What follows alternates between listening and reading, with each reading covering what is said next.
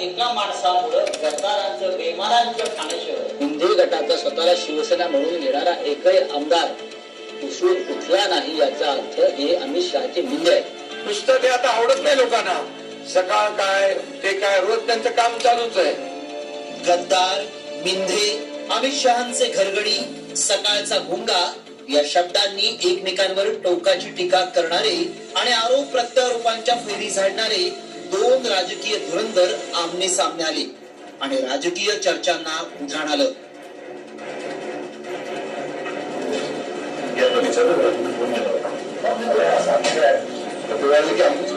ही दृश्य पहा.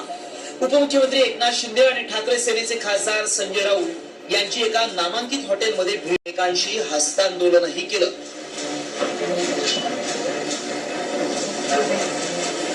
खर तर एका कार्यक्रमात संजय राऊतांची मुलाखत होती. त्यानंतर उपमुख्यमंत्री एकनाथ शिंदेची.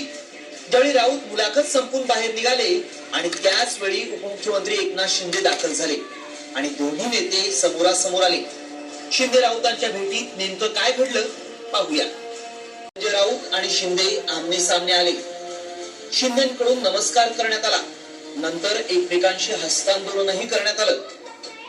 शिंदे असं राऊतांनी उत्तर दिलं. खर तर राज्याच्या राजकारणाचा स्तर ढासळत चाललाय.